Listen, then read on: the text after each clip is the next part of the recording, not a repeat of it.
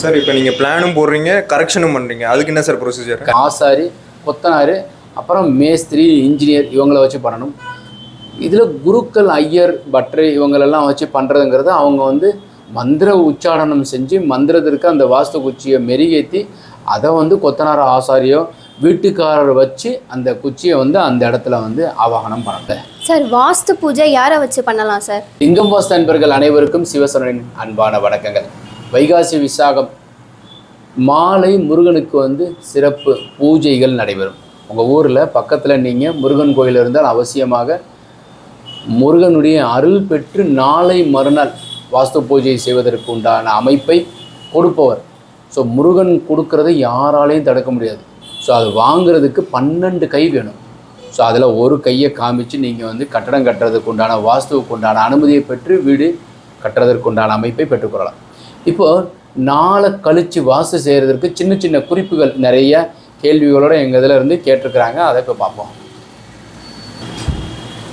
சொல்லுங்கள் சார். வாஸ்து பூஜை யாரை வச்சு பண்ணலாம் சார்? ஸோ இப்போ வந்து வாஸ்து பூஜை யாரை வச்சுன்னா ஃபஸ்ட்டு வந்து விஸ்வகர்மாவால் படைக்கப்பட்டவங்க ஆசாரி, கொத்தனார், அப்புறம் மேஸ்திரி, இன்ஜினியர் இவங்கள வச்சு பண்ணணும். இதில் குருக்கள், ஐயர், பட்ரு இவங்களெல்லாம் வச்சு பண்ணுறதுங்கிறது அவங்க வந்து மந்திர உச்சாடனம் செஞ்சு மந்திரத்திற்கு அந்த வாஸ்து குச்சியை மெருகேற்றி அதை வந்து கொத்தனார், ஆசாரியோ, வீட்டுக்காரர் வச்சு அந்த குச்சியை வந்து அந்த இடத்துல வந்து ஆவாகனம் பண்ணணும். அதுதான் வாஸ்து செய்கிற முறை.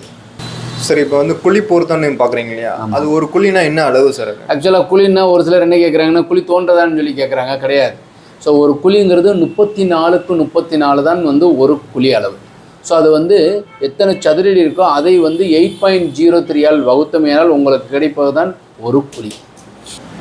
சார் இப்போ வீடு யாரை வச்சு கட்டுவாங்கன்னு சொல்ல முடியுமா? இன்ஜினியரா இல்லை கொத்தனாரா, ஆசாரியா அந்த மாதிரி? இல்லை, அதாவது படித்தவர்கள் அப்புறம் வந்து எக்ஸ்பீரியன்ஸ் இருக்கிறவங்க இப்படி ரெண்டாக பிரிக்கலாம். ஸோ ஜென்ரலாக வந்து இப்போ வந்து நடைமுறையில் நிறைய இன்ஜினியர்ஸ் இருக்கிறாங்க. அவங்கள வச்சு பிளான் பண்ணி வீடு கட்டுறது. உங்கள் ஜாதகத்தில் லக்னத்திற்கு 4ஆம் இடங்கிறது வீடு வாகன சுகம். ஸோ அந்த இடத்த யார் பார்க்குறாங்க? இப்போ ஒருத்தவருக்கு 4ஆம் இடம் சனி வீடாக இருக்குது. சனியே பார்த்தாருன்னா அவர் மேஸ்திரியோ, கொத்தனாரோ ஜாமான் வாங்கி கொடுத்து கட்டுவார்.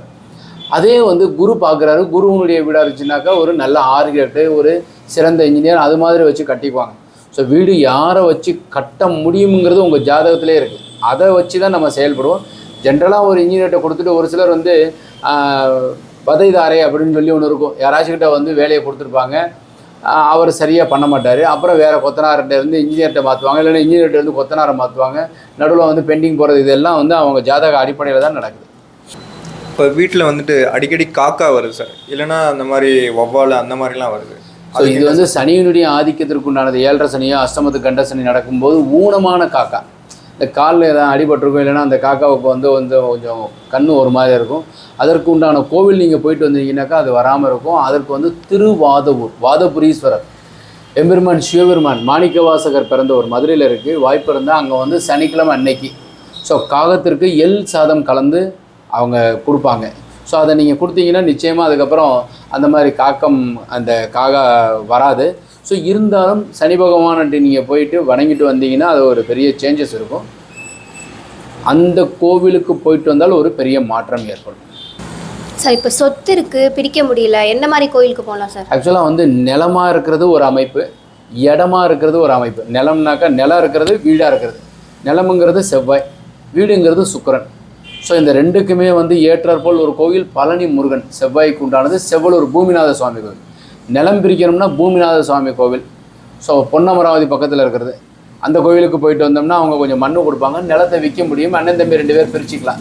இல்லை வீடு கட்டணும், வீடு தடைப்படுது, அண்ணன் தம்பி 2 பேர் சொத்து பிரிக்க முடியலை அப்படின்னு சொன்னோம்னாக்கா நீங்கள் பழனி முருகனை வந்து செவ்வாய்க்கிழமை அன்னைக்கு அந்த வீட்டை பிரிக்கிறதுக்கு உண்டானதோ வீடு கட்டுறதுக்கு உண்டான அமைப்போ உங்களுக்கு கொடுப்பார். சார் இப்போ வந்து சில பேருக்கு இடம் நிறைய இருக்கும் சார், காசு பணமும் இருக்கும், இடமும் இருக்கும், ஆனால் அவங்களால வாஸ்து பண்ண முடியலன்னு சொல்லிட்டு இந்த குறை சொல்கிறாங்க. ஸோ ஒரு சிலருக்கு வந்து செவ்வாய் ஜாதகத்தில் வந்து லக்னத்திற்கு 10ஆம் இடம்ங்கிறது செவ்வாய். அந்த 10ஆம் இடத்துலேருந்து 4ஆம் இடத்தை செவ்வாய் பார்ப்பார். நிலமாக வாங்கிட்டே இருப்பார். வீடு கட்டுறதுக்கு உண்டான அமைப்பு சுக்கிரன் நீசம் பெற்றிருப்பார். அப்போ சுக்கிரனுங்கிறவரை வந்து நீங்கள் வந்து தூண்டி விடுறது, அதாவது அதை வந்து வழிபடணும். அந்த தெய்வத்தை போய் நீங்கள் போய் பார்க்கணும். ஸோ அதை டச் பண்ணால் தான் உங்களுக்கு வந்து அந்த வீடு கட்டுறதுக்கு உண்டான அமைப்பே ஏற்படுது. ஸ்ரீரங்கம் ரங்கநாதரை போய் பார்க்குறது, கஞ்சனூர் போகிறது, சுக்கிரனுக்கு உண்டான தெய்வங்கள் வழிபாடு செய்கிறது, இதெல்லாம் செய்தோம்னா நிச்சயமாக உங்களுக்கு வீடு கட்டும் யோகம் ஏற்படும். யாருக்குமே வீடு கட்டக்கூடாதுங்கிறது வந்து இறைவன் வகுக்கல. ஸோ அந்தந்த கிரகங்களை நீங்கள் தூண்டுதல் செய்தால் மட்டுமே வீடு கட்டும். ஏன்னா நிலம் இருக்குது, காசு இருக்குது, வீடு கட்ட முடியல. அப்போ அதற்கு ஏற்றாப்புல நீங்கள் கோயில் போகணும். அது ஜாதகம் ஜென்ரலாக நீங்கள் கேட்குற கேள்வியெல்லாம் கரெக்டு தான். ஸோ அது வந்து கேட்குற கேள்வியில் வந்து பேர் போடாமல் ஏதாவது வேறு பேரை போடுவாங்க. இருந்தாலும் சரியாக பேரை போட்டு நீங்கள் சொன்னீங்கன்னாக்கா அவங்க வந்து ஏன் கட்ட முடியலைங்கிறதையும் நம்ம சொல்லலாம். சார் ஊரில் கொடியேற்றம் பண்ணிட்டாங்க, வாஸ்து செய்யலாமா இல்லை வீடு கட்டலாமா சார், எப்படி சார்? ஊர் கோவில் திருவிழா அப்போ வந்து கொடியேற்றம் நடந்ததுக்கப்புறம் கண்டிப்பாக அந்த ஊருக்காரங்க வாஸ்து பூஜை செய்யலாமே தவிர பில்டிங் இடிக்கக்கூடாது, பில்டிங் ஆரம்பிக்கக்கூடாது. முக்கியமாக வந்து வானம் தோண்டுதல் தவறு. பள்ளி சகனம் கேட்டிருக்கிறோம், நாங்கள் வந்து அந்த சவனம் சொல்லிருச்சு அப்படின்னு சொன்னதுக்கப்புறம் கொடியேற்றம் நடந்ததுக்கப்புறம் கண்டிப்பாக வந்து வாஸ்து பூஜை செய்கிறது தவிர மிச்சம் இருக்கிற கட்டட வேலையை வானம் தோண்டுதல் தப்பு. சரி, இப்போ வாஸ்து பூஜை பண்ணுறோம் இல்லையா, அங்கே கண்டிப்பாக ஹவுஸ் ஓனர் வரணுமா இல்லை இன்ஜினியரு கொத்தனார் வச்சு பண்ணிடலாமா? நோ வாஸ்து பூஜை அப்போ வந்து கண்டிப்பாக வந்து அந்த house owner husband and wife கண்டிப்பாக இருக்கணும். முடியாத பட்சத்தில் அவங்க அப்பா அம்மா இருக்கணும். இப்போ பையன் வந்து வெளிநாட்டில் இருக்கிறாரு, பையன் வெளிநாட்டில் இருந்து பணம் அனுப்புகிறாரு, அவங்க அப்பா அம்மா வச்சுலும் கண்டிப்பாக இருக்கணும். ஸோ இது வந்து அவங்க யாருமே இல்லாமல் கொத்தனார் ஆசாரி பண்ணுறது வந்து ஒரு பெரிய பிழை தான். நிச்சயமாக அவங்க இருந்து தான் பண்ணணும். அட்லீஸ்ட் அவங்க சார்பாக யாராச்சும் ஒருத்தவங்க அந்த பூமியில் இருக்கணும், ரத்த பாசத்தோடு இருக்கிறாலும் இருக்கணும். சார் பேஸ்மெண்ட் இப்போ போட்டாச்சு, 2-3 வருஷம் ஆயிடுச்சு, இதுக்கப்புறம் வாஸ்து பூஜை கண்டிப்பாக பண்ணணுமா இல்லை வேறு என்ன சார் பண்ணலாம்? ஆக்சுவலாக இந்த யூனிவர்ஸ் வந்து உங்களுக்கு 2 இயர்ஸ் பனிஷ் பண்ணியிருக்கு, 2 இயர்ஸ் பெண்டிங் போட வச்சுருக்கு. அது என்ன காரணங்கிறது தெரியாது. ஸோ அதுக்கப்புறம் நம்மகிட்ட காசு பணம் வந்துருச்சு, முன்னே வேலை ஆரம்பிக்கலாமான்னாக்கா அந்த பூமி வந்து அந்த கட்டடத்தை ஏதோ ஒரு பிழை வாஸ்து தப்பு பண்ணியிருக்கீங்க, அதனால தான் 2 இயர்ஸ் பெண்டிங். ஸோ முன்னே ஆரம்பிக்கும் போது சரியாக வாஸ்து பார்த்து, நட்சத்திரம் பார்த்து, திதி பார்த்து, கரணம் பார்த்து, யோகம் பார்த்து நீங்கள் வாஸ்து பூஜை செய்து அதில் இருக்கிற தவறை சரி பண்ணதுக்கப்புறம் நீங்கள் ஜாதகம் பார்த்துக்கணும். முக்கியமாக ஜாதகம் பார்த்துட்டு கட்டட வேலையை துவங்குவதற்கு முன்னாடி அனைத்தையும் சரி பண்ணி, முக்கியமாக வைத்தீஸ்வரன் கோயிலுக்கு போயிட்டு வந்துட்டு கட்டட வேலையை துவங்குவது சிறப்பு. சார் இப்போ வைகாசி மாதத்தில் 4ஆம் தேதி பண்ண சொல்லியிருக்கீங்க, எந்த மூலையில் பண்ணால் சிறப்பு சார்? ஸோ ஜென்ரலாக நம்ம வந்து வர ஞாயிற்றுக்கிழமை வாஸ்து பண்ணணும். அதில் வந்து 4/6/2023 ஞாயிற்றுக்கிழமை நல்ல ஒரு ஹோரையில் தான் வாஸ்து வந்திருக்கு. ஸோ அதனால் காலையில் வந்து 10 to 10:30 வாஸ்து பண்ணணும். சூரியன் உச்சம்ங்கிறது சித்திரை மாதம், வைகாசி மாதம் சூரியனானவர் வைகாசி மாதத்தில் எங்கே இருப்பார்னா ரிஷபத்தில் இருப்பார். ஸோ அதனால் வந்து கீழ்புறத்தில் வந்து அதிக உஷ்ணம் இருப்பதால் மேல் பாகத்தில் பண்ணணும்னு சொல்லியிருக்கு. அப்படின்னா மேல் பாகம்ங்கிறது கன்னி மூலையில், தென்மேற்கு கன்னி மூலையில் பெட்ரூமோ பூஜை அறை வரும் பகுதியில் வாஸ்து பூஜை 2 குச்சியை வச்சுக்கிட்டு தோண்டி உள்ளே வச்சு செங்கல் 9 கல்ல வச்சு வாஸ்து பூஜை செய்வது சிறப்பு. சார் இப்போ வாடகை வீட்டுக்கு போகிறோம், அதுக்கும் வாஸ்து பார்க்கணுமா இல்லை? நல்லா தெரிஞ்சுக்கோங்க, வசிக்கும் அனைவருக்கும் வாஸ்து போகிறது. அது குடிசை வீடாக இருந்தாலும் சரி, கோபுர வீடாக இருந்தாலும் சரி, மாட மாளிகையாக இருந்தாலும் சரி, சொந்த வீடாக இருந்தாலும் சரி, வாடகை வீடாக இருந்தாலும் சரி, வாடகைக்கு கடைக்கு நீங்கள் சென்றதாக இருந்தாலும் சரி, நிச்சயமாக வாஸ்து பார்க்கணும். அது வந்து வாஸ்து தப்பாக இருக்குன்னு வச்சுக்கோங்களேன். இப்போ நீங்கள் ஒரு வாடகை வீட்டுக்கு போகிறீங்க, அந்த வீடு வாஸ்து தப்பாக இருக்குன்னு வச்சுக்கோங்களேன், அந்த வீட்டு உரிமையாளர் அந்த ஹவுஸ் ஓனருக்கு 25% பாதிப்பு இருக்கும், 75% அந்த ஹவுஸ் யார் குடி போகிறாங்களோ அவங்களுக்கு இருக்கும். அப்போ வாடகை வீட்டுக்கும் வாஸ்து பார்க்கணும், ஒத்தி வீட்டுக்கு பார்க்கணும், கடைக்கும் வாஸ்து பார்த்து செல்வது சிறப்பு. சார் வாஸ்து பூஜை பண்ணும்போது காமாட்சி விளக்கு வச்சு பண்ணுறதா? இல்லை, ஆக்சுவலாக காமாட்சி விளக்குங்கிறது ஒன்று இருக்குது, கஜலட்சுமி விளக்கு இருக்குது, 2 விளக்கு இருக்குது. ஸோ இதில் ஜென்ரலாக காமாட்சி விளக்குன்னு சொன்னோன்னா காமாட்சி விளக்கு கொடுக்குறதில்ல, கஜலட்சுமி 2 யானை இருக்கும், அதில் அம்பாள் இருக்கும். அது உங்களுக்கு வந்து காமாட்சி விளக்கு கிடையாது, கஜலட்சுமி. காமாட்சி விளக்குங்கிறது கரும்பு வச்சுருக்கோம், குருவனுடைய ஆதிக்கத்திற்கு உண்டானது. அதனால் காமாட்சி விளக்கு வச்சு வாஸ்து பூஜை பண்ணலாம். ஜென்ரலாக வந்து வாஸ்து பூஜை அன்னைக்கு நிறை விளக்காக இருக்கணும். எக்கச்சக்கமாக காற்றடிக்குதுன்னா அது வந்து விளக்கு அணைஞ்சிக்கிட்டே இருக்கணும். அப்போ ஒரு பெரிய அகண்ட பாத்திரம் கொண்டு வந்துடும், அதுக்கு உள்ளே வச்சு விளக்கு ஏற்றிக்கணும். இல்லைனா இந்த குடுவை மாதிரி இருக்கும், கண்ணாடிக்குள்ளே வந்து விளக்கு வச்சு அணையா தீபம் இருக்கிற மாதிரி வச்சுக்கணும். அந்த மாதிரி வச்சு விளக்கு ஏற்றிக்கலாம். முக்கியமாக வந்து வீட்லேயே நீங்கள் வந்து பார்த்தீங்கன்னாக்கா காமாட்சி விளக்கு வச்சுக்கோங்க. கஜலட்சுமி விளக்குங்கிறது 2 வைக்கணும், ஒரு சிலர் ஒத்தையாக வைக்கிறாங்க, அஷ்டலட்சுமி விளக்கு வச்சுக்குவாங்க. காமாட்சி விளக்குனுடைய தாத்பரியமே உங்களுக்கு வந்து எக்கச்சக்கமான வந்து ஆரோக்கியத்தை கொடுக்கும், கஜலட்சுமிங்கிறது செல்வத்தை கொடுக்கும். சார் இப்போ நீங்கள் வந்து வாஸ்து பூஜை செய்வீங்களா? ஆக்சுவலாக வந்து நிறைய பேர் என்கிட்ட வந்து வாஸ்து பூஜை நீங்கள் வந்து வருவீங்களான்னு கேட்குறாங்க. உண்மையிலேயே நான் வந்து எங்கேயாச்சும் ஒரு இடத்துல கண்டிப்பாக வாஸ்து பூஜை பண்ணிக்கிட்டே இருக்கிறது உண்டு. மதுரையில் வந்து பக்கத்தில் இருக்கும்போது 2 இடத்துலையும் போய் பார்க்குறது. ஏன்னாக்கா கிட்டத்தட்ட ஒரு அரை மணி நேரத்தில் வந்து அதிகபட்சமாக 2 இடத்துல பண்ண முடியும். இந்த தடவை நான் வந்து வேறு ஒரு வெளியூரில் போயிட்டு வாஸ்து பண்ணுறோம். ஸோ அதனால் வந்து ஒரு இடத்துல தான் என்னால் பண்ண முடியும்.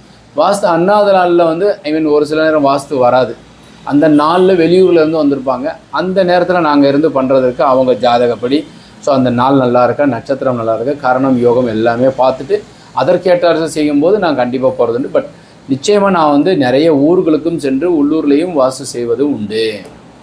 சார் இப்போ நீங்கள் பிளானும் போடுறீங்க, கரெக்ஷனும் பண்ணுறீங்க, அதுக்கு என்ன சார் ப்ரொசீஜர்? கரெக்ட்.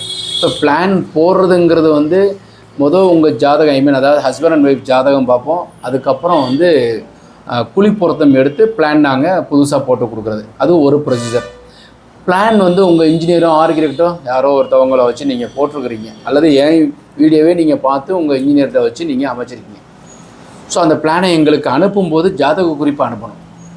சாருடைய ஜாதகம், மேடத்திற்கு உண்டான ஜாதகம் நீங்கள் அனுப்பி வச்சு அந்த பிளானோட ஒத்திகை பார்த்து குழி பொருத்தம் பார்த்து நாங்கள் வரைபடம் செக் பண்ணுறது, 2 ப்ரொசீஜரும் பண்ணுறோம்.